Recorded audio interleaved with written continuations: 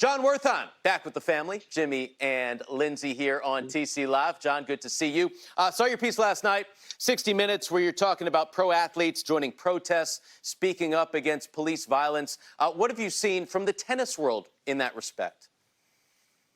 Yeah, I think the tennis world has done itself proud, and it hasn't always been the most obvious players. But I give Francis, we talked about last week. I mean, Coco Gauff's speech has been everywhere. Again, that was a speech by a 16-year-old. And it's an interesting time. I mean, athletes are not athleting. I mean, these are not sports that are in season. And in some ways, I think that helps. There are not the pressures of publicists and agents and owners and coaches. And how's this going to play in the locker room? I think athletes, and tennis included, are really acting in a lot of ways as private citizens, unencumbered. And I think sports in general and tennis have really done itself proud and really become part of the story here. Yeah, it's been amazing. I mean, Coco Gauff, how much did she show herself as a future leader of not only our sports, but of anything that she chooses to represent? I saw that Opelka and Tommy Paul were at a march in LA. They posted that on their social media. I think you're seeing a lot of different support from a lot of different players in a lot of different ways. And as John said, it's fantastic to see the players being able to voice their opinion without worrying about anything. And they're so supportive of this movement. It's been fantastic. Really incredible times that we're living in right now.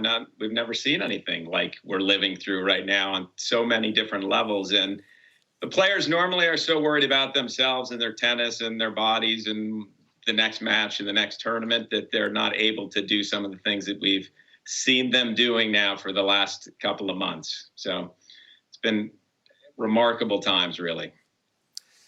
John, we heard from Novak Djokovic about potential guidelines at the U.S. Open and whether or not he would be privy to still playing with only traveling with one member of his team, perhaps, only staying at the airport hotels, no trips to Manhattan. What kind of reaction are you hearing to these quote-unquote extreme player rules? It is Novak calls them extreme, and there's a real split, as you probably would have anticipated. There actually was a call that just ended about an hour ago, an ATP call, so maybe we'll have some more info on that tomorrow. But Novak Djokovic has expressed some concern. Other players, Dan Evans, there's some doubles players. Whatever it is, I'll go out there. If I have to share a physio, I'll share a physio. We knew this going in, that different players operate under different conditions. If you are a top player, I imagine those are fairly restrictive. I mean, these are players who are not used to only having one team member. These are players who come to the U.S. Open. They go around New York. They meet with the hedge fund royalty. They have dinners. They have sponsors. Very different from being marooned at an airport hotel. So it is a new world. And some players say, whatever it is, sign me up. I'll play tomorrow if I have to. And others are clearly more reserved. I mean, I'm curious. The two players who I'm sharing this box with. I mean, I don't know, Lindsay, would you play under these circumstances? Well, I think it's what players are used to. I didn't have a big entourage, so I don't know. And maybe a little easier for the players that are based in the United States, right? All of a sudden you talk about crossing oceans and going into different countries and their guidelines, it gets a lot more complicated. But certainly in this day and age, when you're talking about the players who are at the very top, they look at themselves as almost like a band, like a full-on team, right? If you took a lead singer and you said you can't have any of your backup band, you can't have the people behind the scenes, would they go out and start singing in front of 20,000 people? I don't know. I think there's only a few that would do that because they know they need everybody to be at their best. So I think this will have pretty big ramifications on the support and the willingness to agree now in June to play an event in a couple months' time.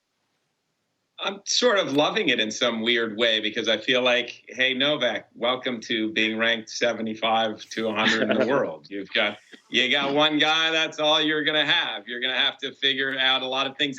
And the crowds, Novak really not so much as Nadal and Federer, but the crowds are always cheering for Nadal and Federer. So now there's no crowd. It's a giant equalizer. We'll see how these guys handle it. I mean, obviously, they're still the best players, so I expect that they'll do just fine. But it's sort of interesting that they're getting a little sense of what some of the lower-ranked players have to – they're competing against teams of people, and it's just really maybe one player and one coach for a lot of those other players. And the other part of it is those lower-ranked players need the money. So they need to be able to play these tournaments. So it's it's sort of, it's an equalizer right now that's going on. No, it's an interesting point, and Lindsay, with a great analogy with a an entertainer, an artist. Sometimes the best of the best, you just stick them with a piano, a guitar, go a cappella, and they shine. I mean, so you don't always need for those true superstars to have the backup singers and the dancers and everything else to truly shine. So we'll see if Djokovic and all the other top players want to come with one coach or whoever. I mean, we heard Nick Kyrgios say, I don't want to coach. And of course, we heard Dan Evans say most of the players don't travel with multiple people.